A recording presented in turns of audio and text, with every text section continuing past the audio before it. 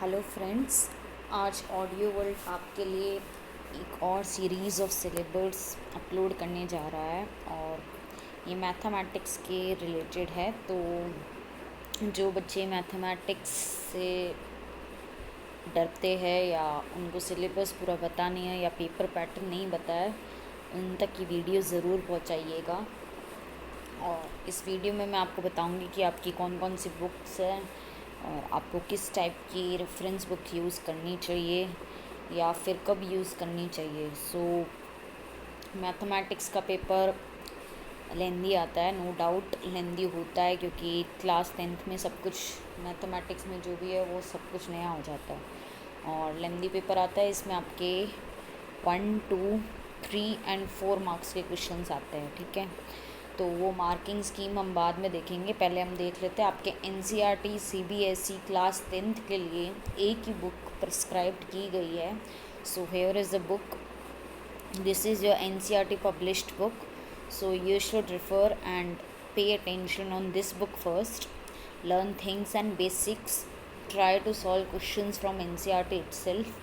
I think NCERT has a very high level, and if you do all the questions or try to solve all solution by yourself, you will be able to easily cover the paper of mathematics. Okay, so here is the front cover of the book, you can see, and these are the chapters: real number, polynomial, pair of linear equation in two variable, quadratic equation, arithmetic progression, triangles, coordinate geometry, introduction to trigonometry, some applications of trigonometry, circles, constructions, area related to circles, surface area and volume, statistics and probability. तो ये 10 से 12 chapters है आपके पूरे book में, इनको आप अच्छे से कर लीजिएगा। मैथ्स में फार्मूलाज होते हैं, थ्योरम्स होते हैं, आइडेंटिटीज़ होती है, सब चीज़ों पे आपको ध्यान देना है। जो क्वेश्चन नहीं आता एटलीस्ट ट्राई करना कि उस क्वेश्चन की आप एटलीस्ट फार्मूला या आइडेंटिटी जिस पे भी वो आया है थ्योरम, एटलीस्ट वो स्टेट कर पाओ, ताकि उससे क्या होगा, अगर वो क्वेश्चन 2 मार्क्स का भी होगा एटलीस्ट आपको हाफ या 1 मार्क्स मिल जाएगा। सो रफ मार्क्स मतलब रफ वर्क के भी आपके 1-2 नंबर मिल जाते हैं। तो हो सकता है कि आपकी अगर पोजीशन बहुत ही वीक है या किसी कारण से आप तैयारी नहीं कर पाए, लेकिन ऐसा कोई कारण नहीं है कि आप 1 साल तक कोई तैयारी नहीं कर पाए। सो मैथमेटिक्स में आप डेली प्रैक्टिस चाहिए कि आपको अभी शुरुआत से ही लग जाना, ठीक है। इसमें बहुत इंटरेस्टिंग चैप्टर्स है और सारे रियल लाइफ एप्लीकेशन पे 10th लेवल की जो मैथमेटिक्स है। ओके, तो ये काफ़ी इंटरेस्टिंग है और काफ़ी स्कोरिंग भी है, लेकिन ध्यान रखना पेपर लेंदी आता है, तो उस हिसाब से ही आपको टाइम सेट करना है हर सेक्शन के लिए। ओके, तो अब हम इसका पेपर पैटर्न भी देख लेते हैं। तो code structure for class 10th, अब देखो इसमें यूनिट वाइज डिवीजन दे रखा है, कितने यूनिट कितने मार्क्स की है। तो नंबर सिस्टम 6 मार्क्स का है, अलजेब्रा 20 मार्क्स का है, कोऑर्डिनेट ज्योमेट्री 6 मार्क्स की है, ज्योमेट्री 15 मार्क्स की है, ट्रिग्नोमेट्री 12 मार्क्स की है, then mensuration is for 10 marks and statistics and probability is 11 marks. तो ये टोटल आपके 80 मार्क्स हो गए। पेपर 3 आवर्स का आएगा। You have to timely finish your paper and go through all the questions again so that you don't miss any of the question you were known and you left out, so be careful. So ये आपकी unit wise distinction हो गया। अब इन units में almost there are many chapters. So algebra is very vast, you can see the weightage 20. so algebra और इन सब units की पर्टिकुलर चैप्टर्स की हम बात करते हैं अब। तो यूनिट 1 जो है नंबर सिस्टम्स, इसमें एक ही यूनिट है आपकी रियल नंबर्स। अब रियल नंबर्स में क्या क्या टॉपिक्स है: Euclid's division lemma, fundamental theorem of arithmetic, statement after reviewing work done earlier and after, illustrating and motivating through examples, proofs of irrationality of √2, √3, √5 decimal representation of rational number in terms of terminating, non-terminating, recurring decimals. तो इसमें से mainly 3 number का question आ सकता है, ये proof of irrationality वाला, या 1 marks के क्वेश्चन में आपको फंडामेंटल थ्योरम ऑफ अर्थमेटिक पूछ लेंगे। तो इसका यूनिट का ज़्यादा वेटेज नहीं होगा, फिर भी ये 6 नंबर कवर करती है, तो 6 नंबर बहुत होते हैं। देख लेना आप, इस यूनिट में ज़्यादा टफ कंपटीशन भी नहीं है, इजी है यूनिट बहुत। अलजेब्रा जो सेकंड यूनिट है उसमें आपके 4 चैप्टर्स है।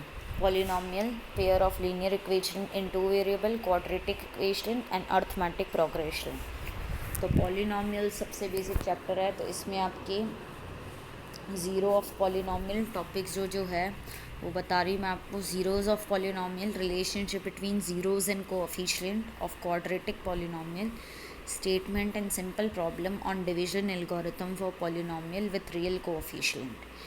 तो पॉलिनोमियल्स में बेसिकली डिवीजन एल्गोरिथम आती है, इसको आप अच्छे से कर लेना। 3 मार्क्स में आता है डिवीजन, और ये बहुत इजी होता है। ठीक है, थोड़ी प्रैक्टिस करनी पड़ेगी लेकिन not that hard, so you can easily practice it. Pair of linear equation in 2 variable, pair of linear equation in 2 variable and graphical method of their solution, consistency and inconsistency, algebraic condition for number of solution of pair of linear equation in 2 variable, algebraically by substitution, elimination and by cross multiplication method, simple situational problem, simple problems on equation reducible to linear equation। अब ये जो unit है आपकी, मतलब ये जो chapter है pair of linear equation 2 variable, इसको आप मार्क कर लीजिए, सबसे ज़्यादा इम्पोर्टेंट और सबसे कह सकते हैं हाई वेटेज का चैप्टर है आपका। इसमें जितने भी टॉपिक्स हैं सब पे क्वेश्चंस बन सकते हैं, और इनफैक्ट आपके 4 मार्क्स के क्वेश्चन में इससे क्वेश्चंस आएंगे, और 3 मार्क्स के भी 2 या 3 क्वेश्चंस पुट अप होते हैं। चॉइस होती है लेकिन फिर भी इसमें बहुत कवरेज होता है। तो 4 मार्क्स के क्वेश्चन में भी आपको 2 क्वेश्चन इसी यूनिट से आ जाएंगे। तो सब्स्टिट्यूशन, एलिमिनेशन, क्रॉस मल्टीप्लिकेशन, ये तो आप पूरी ही अच्छे से प्रैक्टिस करके जाना, इस पर तो डेफिनेटली क्वेश्चन आएगा ही आएगा। ठीक है, और या फिर आपको कोई सिस्टम दे देंगे, उसकी कंसिस्टेंसी और इनकंसिस्टेंसी ग्राफिकल मेथड से चेक करनी पड़ती है। तो और ये लास्ट वाला भी problems on equation reducible to linear equation, ये भी आता है। तो ये सब आप ये यूनिट बहुत अच्छे से कर लीजिएगा, कुछ करो ना करो ये ज़रूर करके जाना। Quadratic equation, standard form of quadratic equation ax² + bx + c = 0, solutions of quadratic equation only real roots by factorization and by using quadratic formula, relationship between discriminant and nature of roots, situational problem based on quadratic equation related to day activities to be incorporated। तो quadratic equation में से भी आपके quadratic formulas पे सीधा questions आ जाएंगे, या factorisation method से आ जाएगा। इसमें भी 3 मार्क्स के क्वेश्चंस बनते हैं। तो और इसमें मेनली जो अपने डेली लाइफ प्रॉब्लम्स होती है, जो मैन जाता है वाटरमेलन लेने, वो मेनली वो जो क्वेश्चंस होते हैं वो यहीं से पुट अप होते हैं। तो ये यूनिट भी आप अच्छे से देख लेना। फिर अर्थमेटिक प्रोग्रेशन, ये तो आप समझ लो कि बस ये बाया हाथ है इस अलजेब्रा में। Motivation for studying arithmetic progression, derivation of nth term and sum of first n term of AP and their application in solving daily life problems. अब AP में क्या है, आपको कोई सीरीज़ दे देंगे और पूछेंगे कि इसकी nth टर्म क्या आएगी या क्या हो सकती है, तो वो आपको सॉल्व करके बताना है। तो अर्थमेटिक प्रोग्रेशन बहुत हार्ड नहीं होता है, बहुत इजी सा है, अगर आप सही से करोगे ज़रूर आंसर आते हैं। ठीक है, left hand side right hand side दोनों को साथ लेकर चलना, और दोनों को प्रूव करके आपको बताना कि दोनों इक्वल आ गए। इसमें भी 3 टाइप के स्टेप्स होते हैं, शायद इंडक्शन में मैंने जब किया था तब, अच्छा वो मैथमेटिकल इंडक्शन था, सॉरी, मैं अर्थमेटिक प्रोग्रेशन की बात कर रही हूँ। तो उसमें आपको सीरीज़ ही पूछी जाती है, मेनली आपको सीरीज़ दे देगी, आपको पहले तो उसका लॉजिक फाइंड करना है कि क्या सीरीज़ का लॉजिक है, उसके बाद उसकी nth या n+1 या n+2 कोई भी n टर्म की आपको उसकी वैल्यू पूछ ली जाएगी। कोऑर्डिनेट ज्योमेट्री 6 मार्क्स की है आपकी। इसमें एक ही चैप्टर है आपका, lines in 2 dimension, concept of coordinate geometry, graphs of linear equation, distance formula, section formula, internal division, area of triangle. तो कोऑर्डिनेट ज्योमेट्री में मेनली आपको प्लॉट करना है, ग्राफ दिया जाएगा आपको, उसमें से आपको एरिया भी कैलकुलेट करने को पूछ सकते हैं। वो ग्राफ में भी सीधा 4 नंबर का क्वेश्चन आता है, 2 मार्क्स के 2 क्वेश्चन आ जाएंगे, पार्ट्स में हो सकता है, नहीं तो ये सेक्शन फार्मूला पे क्वेश्चंस आ जाएंगे आपके। तो कोऑर्डिनेट ज्योमेट्री भी अच्छी है, इजी है, स्कोरिंग है, तो आप इसको ध्यान से करना, हो जाएगा। 4th यूनिट ज्योमेट्री है, तो इसमें जितने भी आपके कंस्ट्रक्शन वर्क आता है या जो भी आपके ज्योमेट्री से रिलेटेड फिगर्स है उन सब पे थ्योरम्स हैं। जैसे ट्राइंगल हो गया, सर्कल्स हो गया, कंस्ट्रक्शन में तो आपको पूरा बना कर ही दिखाना है। तो ट्राइंगल्स में देखो आपको इतनी जो भी ये चीज़ें, ये सारी थ्योरम्स हैं, आपको इन्हें सारी प्रैक्टिस करके जानी है। इनको आपको प्रूव करना आ सकता है या रियल लाइफ एप्लीकेशन पे इस पे कोई आपको क्वेश्चंस दे देंगे और उसको आपको बताना पड़ेगा कि ये इस थ्योरम पे बेस्ड है, ठीक है। वाइस वर्सा भी होता है, या तो थ्योरम सीधा सीधा पूछ ले या फिर थ्योरम की कोई एप्लीकेशन उस क्वेश्चन में दे दे और आपको वो क्वांटिटीज़ पता चल गई, आपको पता है ये थ्योरम ऐसा ऐसा काम करता है, तो आपको उसके बेसिस पे कुछ फाइंड आउट करना होगा, ठीक है। तो ये भी आप अच्छे से देख लेना। सर्कल्स में भी 2 थ्योरम है और कंस्ट्रक्शन में आपको ये कंस्ट्रक्ट करके दिखाना है। Division of line segment in given ratio, internally construction में मैं पढ़ रही हूँ, तो ये इंटरनली लिखा है, आप एक्सटर्नली का भी फॉर्मूला देख कर जाना, दोनों फार्मूलाज देख कर जाना, क्योंकि कई बार या एक्सटर्नल भी पूछ लेते हैं। और tangent to a circle from a point outside it, construction of a triangle similar to given triangle. तो कंस्ट्रक्शन में आपको थोड़ी बहुत प्रैक्टिस करनी पड़ेगी, बाकी ऊपर दोनों में तो आपको कंसेप्ट्स क्लियर होने पर ही वो थ्योरम आएंगे अच्छे से।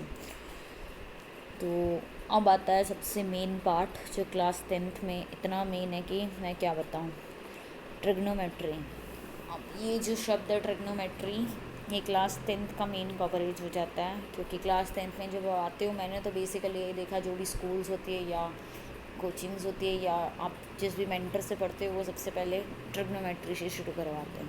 तो I don't think anybody will be having any doubt in trigonometry, but if you do this trigonometry very well in 10th, then your future life for mathematics will be easy, okay। इसमें जितने भी graphs होते हैं, जितनी भी identities होती है, जितने भी रेशियोज़ होते हैं, जितनी भी टेबल्स होती है, उनको आप अच्छे से करके जाना। ट्रिग्नोमेट्री पे अच्छे अच्छे क्वेश्चंस बनते हैं और सारे रियल लाइफ एप्लीकेशंस पे होता है, ओके। तो इंट्रोडक्शन टू ट्रिग्नोमेट्रिक, इसमें आपको ट्रिग्नोमेट्रिक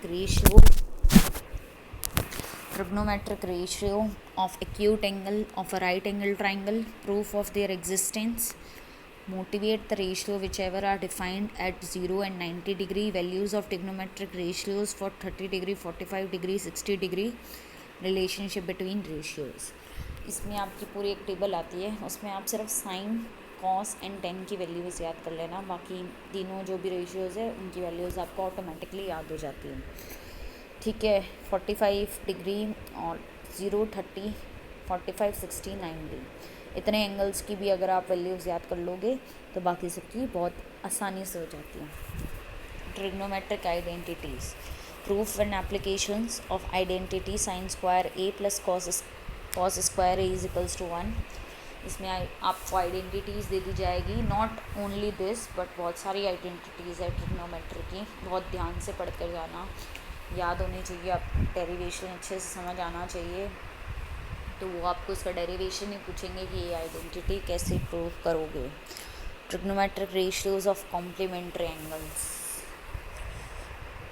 तो इस यूनिट से भी आपके 2 या 3 नंबर का क्वेश्चन तो पक्का आता है ट्रिग्नोमेट्रिक आइडेंटिटीज से, ठीक है। Height and distances, angle of elevation, angle of depression, Simple problem on height and distances. Problem should not involve more than two right triangles.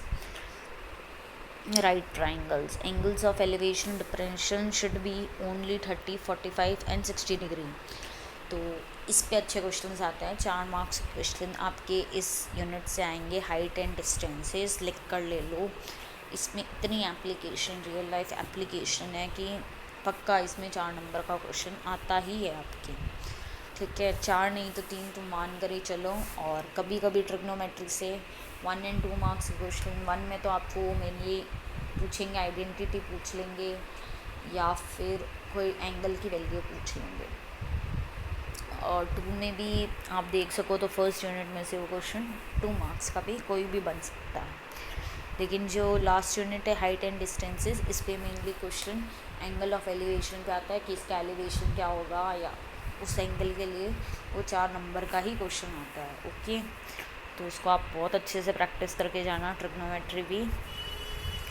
Now 6th unit is mensuration.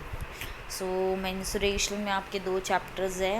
Area related to circles, surface areas and volumes. अब ये जो mensuration है ना, इसमें आपको एक benefit होता है कि अगर आप क्वेश्चन में गिवन चीज़ें भी लिख देते हो कि मुझे हाइट पता है, मुझे बेस पता है, मुझे लेंथ पता है, या जो भी आपको पूछा गया वो पता है, तो आप गिवन लिखोगे और जितनी भी चीज़ें आपको समझ आ रही है कि ये गिवन है वो लिख देना, और जो फाइंड करना उसके आगे क्वेश्चन मार्क लगा देना. ये तो फिक्स फॉर्मेट होता है इसका मेंसुरेशन का, इसको आप फॉलो करना. देन कन्वर्जन अच्छे से देख कर जाना. मेनली आपको क्वेश्चन मिलीमीटर में पूछा जाए या सेंटीमीटर में आंसर आ रहा है, उसको मिलीमीटर में करो, मिलीमीटर को सेंटीमीटर में करो. यूनिट कन्वर्जन बहुत ही ज़रूरी है मेंसुरेशन के लिए. ठीक है, तो मेंसुरेशन आधा 1 मार्क्स तो आपका पक्का समझो. अगर आपको समझ आ गया कि क्या क्या चीज़ें गिवन है क्वेश्चन में, उसको आपने सही से बता दिया तो आपके 1 मार्क्स पक्का है. और आपने यूनिट सही कन्वर्जन करके फाइनल आंसर सही बताया, आपके 3 मार्क्स पक्का है. अगर आपने सही लॉजिक लगा के, सही फार्मूला लगा के, सही फार्मूला लिख कर लास्ट आंसर पता कर लिया. ठीक है, तो इसमें एरिया रिलेटेड टू सर्कल में है. Motivate the area of circle, area of sector, segment of a circle. Problem based on areas, perimeter, circumference of above said plane figures. In calculating area of segment of circle, problem should be restricted to central angle of 60, 90, 120 etc. Plane figure involving triangle, simple, quadrilateral and circle should be taken. तो इससे circles, area related circles, पहला part तो बहुत easy है. Second part जो है उसमें आपको थोड़ा ध्यान देना पड़ेगा क्योंकि इसमें क्वाड्रिलेटरल भी आ जाता है. ठीक है, surface area and volume. Surface areas and volumes of combination of any 2 of the following cube, cuboids, spheres, hemisphere and right circular, cylinder, cone, frustum of a cone. Frustum of the cone को बहुत अच्छे से करके जाना. बाकी इनका combination जो cube, cuboid या स्फेयर्स, हेमिस्फेयर है, इनमें से कोई भी कॉम्बिनेशन पूछकर आपको वो मेजरमेंट्स दे देंगे और कुछ भी आपको फाइंड करने को बोल देंगे. सबके फार्मूलाज अच्छे से याद करके जाना, लिख देना जो भी फार्मूला आता हो. Problems involving converting one type of metallic solid into another and other mix problem. इसकी भी प्रॉब्लम जनरेट होती है. तो सरफेस एरिया एंड वॉल्यूम्स अच्छे से देख लेना. इसमें बहुत प्रैक्टिस चाहिए कि एरियाज मेंसुरेशन में बहुत ज़्यादा प्रैक्टिस चाहिए. And last is your statistics and probability, unit 7. इसमें आपके 2 चैप्टर है, स्टैटिस्टिक्स एंड प्रोबेबिलिटी. ये यूनिट बहुत ही आसान है. मैं सजेस्ट करूँगी कि अगर आप पेपर के सेक्शन वाइज करना चाहते हैं तो सबसे पहले algebra, then trigonometry, then your statistics and probability, then mensuration and then your others unit as you prefer. Okay, ऐसे इसी सेक्शन में करना. तो स्टैटिस्टिक्स में देखो, mean, median and mode of grouped data, bimodal situation to be avoided, cumulative frequency graph. इनकी अगर आप एक बार भी प्रैक्टिस कर ले तो मीन, मीडियन, मोड की ये बहुत आसानी से आपको आ जाते हैं. और कम्युलेटिव फ्रीक्वेंसी पे ज़्यादा चांसेस है क्वेश्चंस आने की, तो उस पर भी आप थोड़ा ध्यान देना. Probability, classical definition of probability, simple problem of finding the probability of an event. अब प्रोबेबिलिटी पे क्वेश्चन या तो आपके बॉल्स पे आएंगे या कॉइन्स पे आएंगे. तो प्रोबेबिलिटी बहुत वाइड है, लेकिन 10th क्लास के लिए आप NCERT तक ही रहना, उससे ज़्यादा हार्ड आपको नहीं पूछेंगे, ठीक है। तो इसका स्टैटिक्स एंड प्रोबेबिलिटी अच्छी यूनिट्स हैं, अच्छे से देख कर जाना सबको। अब ये जो पैटर्न है, अच्छा ये जो सिलेबस है मैं आपको बता देती हूँ, ये 2019-20 के स्ट्रक्चर पे बेस्ड है, पेपर डिज़ाइनिंग। अगर आपके 2021 में कुछ चेंज होता है तो आपके स्कूल या मेंटर आपको ज़रूर बताएंगे, तो आप तब अपडेट करना मेरा पॉसिबल नहीं हो पाएगा। हो सकता है कि आप ये वीडियो कब देख रहे हो मुझे नहीं पता, लेकिन 2019-20 तक यही सिलेबस चला है, तो बहुत स्लाइटली अगर कोई चेंज आता है तो आता है, नहीं तो अदरवाइज़ जो सिलेबस सालों साल वही चलता है, ठीक है। अब इसमें देखो आपके very short answer type question जो है वो 20 मार्क्स के आएंगे, तो आपके 20 मार्क्स सीधा ये कवर कर लेगा। फिर शॉर्ट आंसर टाइप क्वेश्चन जो है 2 मार्क्स के, वो आपके 6 आएंगे, तो ये आपके 12 मार्क्स के हो जाएंगे। फिर short answer type question another जो 3 मार्क्स का है वो आपके 8 आएंगे। 8 मतलब 3 मार्क्स के क्वेश्चन का कितना वेटेज है आप देख लो, 24। और लॉन्ग आंसर टाइप क्वेश्चन जो 4 आएंगे वो आपके 24 नंबर के और 6 क्वेश्चंस आएंगे, ठीक है।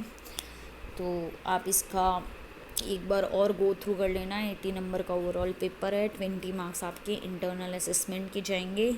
तो पहले जो असेसमेंट हुए थे उसके बेसिस पे मार्क्स जाएंगे, एंड बाकी जो आपकी क्लास में आपकी जो पोजीशन है उसके हिसाब से स्कूल आपके नंबर भेज देती है, ओके। तो ये हो गया आपका पेपर पैटर्न और उससे रिलेटेड सिलेबस। अब आप देखो इसमें जो प्रिस्क्राइब्ड बुक्स है आपकी क्लास 10th के लिए, वो आप देखो mathematics textbook for class 10 NCERT publication, okay. Then guidelines for mathematics laboratory in school class 10 CBSE publication, and mathematics exemplar problem for class 10 NCERT publication. मैं चाहती हूँ कि आप सबसे पहले NCERT को कंप्लीट करें, इससे सारे बेसिक क्लियर हो जाए, तो आप एग्जाम्पलर करें NCERT की, इस पर भी सिमिलर क्वेश्चंस है तो आपका आइडिया हो जाएगा। अगर वो भी कंप्लीट हो जाती है तब आप फिर RD शर्मा पे जाए, क्योंकि वो एक रेफरेंस बुक है, काफ़ी लोग उससे पढ़ते हैं, लेकिन मैंने भी आज तक कभी RD शर्मा अपने 10th की लाइफ में पूरी नहीं कर पाई थी, ना कभी वो होगी। तो कोई नए क्वेश्चंस जो आते हैं बस उनके लिए आप एक बार RD शर्मा देखो, रेफरेंस लो कि वो क्वेश्चन का पैटर्न क्या है, उसका सोल्यूशन उसने कैसे किया, और उस टाइप से आपको 4-5 क्वेश्चन अलग अलग कैटेगरी के पक्का मिलते हैं, तो इसलिए आप RD शर्मा यूज़ करो। बाकी आपका जो बेसिक कंसेप्ट है वो सारा NCERT में भी है, ओके। अगर आप NCERT को भी कवर करते हो ना, तो आपकी 80 में से 70 मार्क्स तो पक्का बनेंगे, पक्का, आई गारंटी। और अगर आपके 10 या 5 मार्क्स यहाँ उधर उधर होते हैं तो वो हो सकता है कि थोड़ा NCERT से हाई लेवल का हो, इसके लिए आप RD शर्मा पढ़ो, लेकिन कब, जब NCERT पूरी हो जाए। लास्ट के 2 महीने दो, इनफ है, सफिशेंट है, और जो नया क्वेश्चंस आते हैं उनको आप अपडेट लेते रहो एग्जाम्पलर प्रॉब्लम से।